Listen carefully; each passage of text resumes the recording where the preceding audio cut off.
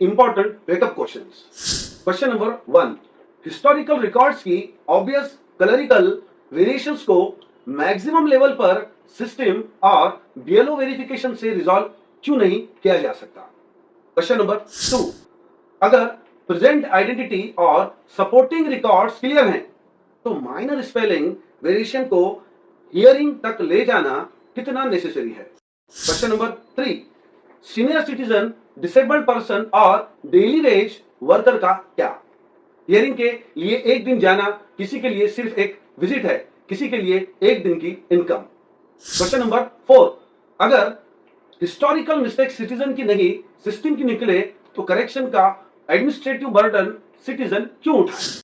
और सबसे बड़ा सवाल, क्या टेक्नोलॉजी का काम सिटीजन को सस्पेक्ट बनाना है या जेन्युइन सिटीजन को इफिशिएंटली वेरीफाई करना?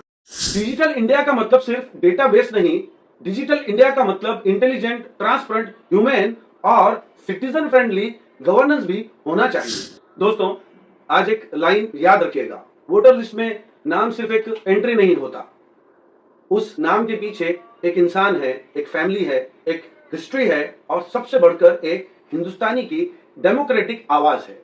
एसआईआर जरूर कीजिए, स्ट्रिक्ट वेरिफिकेशन कीजिए, फिर एक डुप्लीकेट या इनएलिजिबल एंट्रीज पर लॉ और ड्यू प्रोसेस का अकॉर्डिंग एक्शन भी होना चाहिए। लेकिन एक जूनियर वोटर को एक spelling mistake, old clerical error या टेक्निकल मिसमैच के कारण अपने डेमोक्रेटिक राइट के लिए अननेसेसरीली स्ट्रगल ना करना पड़े।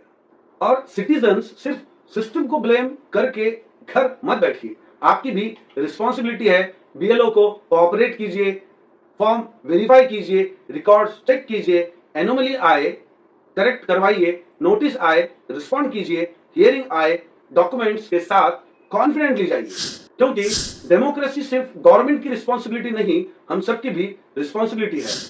और सिस्टम से एक रिक्वेस्ट, आम आदमी को प्रोसेस का बर्डन मत बनाइए, प्रोसेस को आम आदमी के लिए आसान बनाइए। स्ट्रॉन्ग नेशन वो नहीं जहां सिटीजन सवाल पूछने से डरते हैं, स्ट्रॉन्ग नेशन वो है जहां सिटीजन अपनी रिस्पॉन्सिबिलिटी निभाता भी है और सिस्टम से अकाउंटेबिलिटी भी मांगता है। हम एसआईआर के अगेंस्ट नहीं, हम वेरिफिकेशन के अगेंस्ट नहीं, हम एक्यूरेट वोटर लिस्ट के अगेंस्ट नहीं, हम चाहते हैं वेरिफिकेशन हो फेयरनेस के साथ, करेक्शन हो डिग्निटी के साथ, रूल्स फॉलो हो ह्यूमैनिटी के साथ, और किसी जेन्युइन हिंदुस्तानी की डेमोक्रेटिक आवाज सिर्फ एक क्लरिकल एरर के नीचे दबनी नहीं चाहिए। अपने राइट्स को जानिए, अपनी रिस्पॉन्सिबिलिटीज को समझिए और अपनी डेमोक्रेसी को मजबूत बनाइए। Thank you.